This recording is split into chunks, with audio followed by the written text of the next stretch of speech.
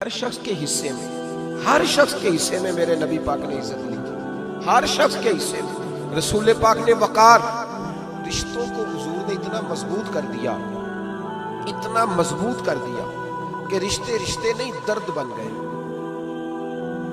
ماں کا نام آتا ہے تو آنکھوں میں آنسو آ جاتے ہیں، ماں کا نام آتا ہے تو دل تڑپتا ہے نا یار۔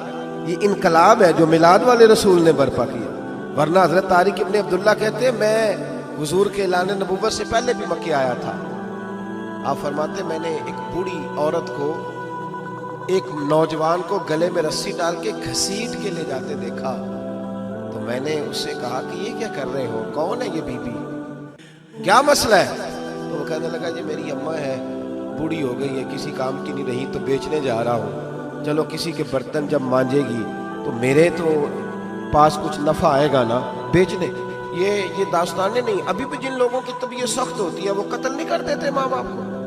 واقعہ سنیے نا آپ نے کہ ابا میرے نام زمین نہیں کر رہا تو مار دیا۔ جب کلیجے سخت ہوتے ہیں تو کام ہو جاتا ہے۔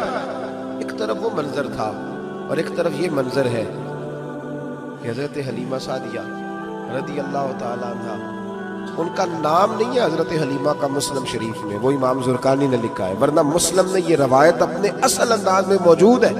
حضرت ابو ہریرہ رضی اللہ تعالیٰ عنہ فرماتے ہیں کہ جناب حلیمہ بوڑھی عورت، سادی عورت، اگر آپ کبھی معاشرتی لحاظ سے حضرت حلیمہ کا انداز دیکھیں گے نا، توجہ ہے میری بات پر، سمجھ آ رہی ہے آپ حضرات کو؟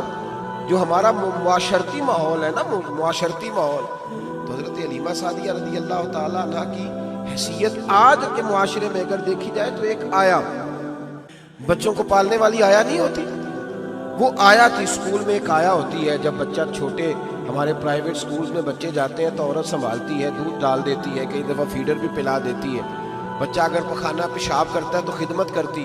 یہ عورتیں اس زمانے میں چھوٹے بچے لے جاتی، پالا کرتی۔ تو بتانا دائی کی، آیا کی، میں مثال دے رہا ہوں، اور نرس کی کیا حیثیت ہے معاشرے میں۔ اور حضرت حلیمہ سعدیہ جب نبی پاک کو واپس لے کے آئی تھی تو چلو کچھ نہیں، لیکن نہ کچھ معاوضہ بھی انہیں حضرت عبد المطلب نے عطا کیا تھا، جناب آمنہ نے انہیں کچھ، ایک معنی یہ بھی ہو سکتا تھا کہ پیسے دے کے یہ کام کرایا، معنی ہو سکتا تھا۔ آج جو گھر میں اماں برتن دھوتی ہے اس کی کیا حیثیت ہوتی ہے، وہ تو بیچاری جن برتنوں کو دھو کے ہمیں دیتی ہے، بعد میں انہی برتنوں میں ہم انہیں کھانا کھانے کی اجازت نہیں دیتے۔ لیکن میرے رسول پاک نے رشتوں کو عزت دے دی، اس طرح کی عزت دی، اس طرح کی عزت دی کہ جناب حلیمہ مسجد نبی کا دروازہ گزری ہی تھی کہ حضرت ابو ہریرہ فرماتے ہیں نبی پاک ممبر پر اٹھ کے کھڑے ہو گئے، رسول پاک کھڑے ہوئے، نبی پاک۔ میں کبھی کبھی یہ روایت دیکھتا ہوں تو میرا دل کرتا ہے میں اپنے آپ سے پوچھوں، میرا دل کرتا ہے میں اپنے یاروں دوستوں خطباء سے، واعظین سے، پیروں سے، مشائخ سے پوچھوں کہ تو بھی بتا، جب تو شاگردوں کو پڑھا رہا ہوتا ہے اور تیرے ابا جی آتے ہیں تو کبھی اٹھ کے کھڑا ہوا ہے؟ اپنے جیسے لوگوں سے، اچھے علماء کی بات نہیں کرتا، کبھی سوال کرو۔ یہ بڑا مشکل کام ہوتا ہے، بڑا مشکل کہ عالم دین تقریر کر رہا، والد آ جائے، بندہ اٹھ کے کھڑا ہو۔ لیکن رسول پاک نے عزتیں دی، وقار دیا۔ جناب حلیمہ داخل ہوئی تو حضور ممبر پہ کھڑے ہوئے اور اتنی تیزی سے حضور آگے بڑھے، اپنی چادر کو اتارا اور پھر میرے رسول نے زمین پہ بچھایا، اور پھر حضرت حلیمہ سعدیہ بیٹھ گئی۔ اور جناب ابو ہریرہ فرماتے جتنی دیر نبی پاک ان کے سامنے بیٹھے رہے اتحیات کی حالت میں بیٹھے رہے۔ حضور نے رشتوں کو وہ وقار دیا، وہ حسن دیا کہ رشتے درد بن گئے ہیں۔ اب ماں کا نام دل میں بعد میں آتا ہے، زبان میں بعد میں آتا ہے، آنسو پہلے آتے ہیں۔ اب ماں کا رشتہ ایک وقار ہے، ایک حسن۔ الحاوی للفتاوی میں امام جلال الدین سیوطی رحمت اللہ لکھا ہے، فتح مکہ کے بعد نا کمال ہو گیا، وَرَأَيْتَ النَّاسَ يَدْخُلُونَ فِي دِينِ اللَّهِ أَفْوَاجًا، فوجوں کی فوجیں دین میں آ گئی۔ ایک زمانہ تنہائیوں کا ہوتا ہے، ایک عروج کا ہوتا ہے، عروج کے زمانے میں بڑے تعلق، بڑے رش، بڑی باتیں۔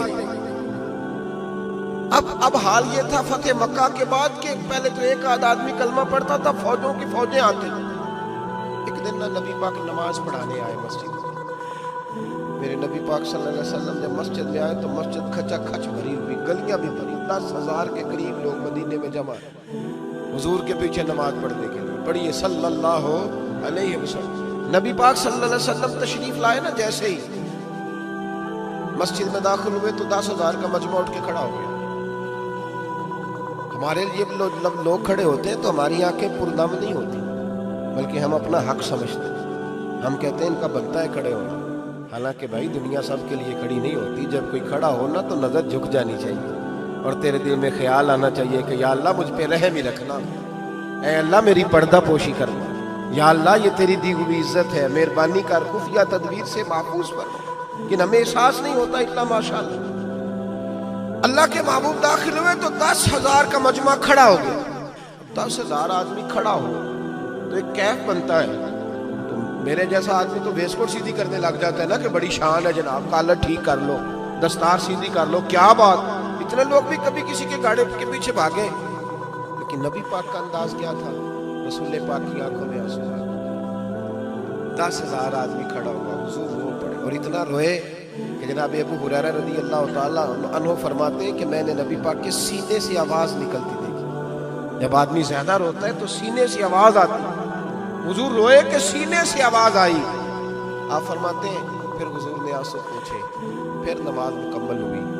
جب لوگ چلے گئے تو حضرت ابو بکر صدیق اٹھ کے قریب گئے کہ یا رسول اللہ صلی اللہ علیہ وسلم آج کوئی وجہ نہیں تھی رونے کی، آپ آئے ہیں اور رونا شروع کر دیا. میرے محبوب فرمانے لگے آج جب میں نے اپنی وہ شانیں دیکھی، وہ مقام دیکھا تو مجھے اپنی اماں کی یاد آ گئی. ماں کی یاد، رشتوں کو وہ عزت دی، وہ وقار دیا، وہ حسن دیا. کہاں نماز کے لیے لوگوں کا کھڑا ہونا اور کہاں اماں کی بات چھیڑ دینا.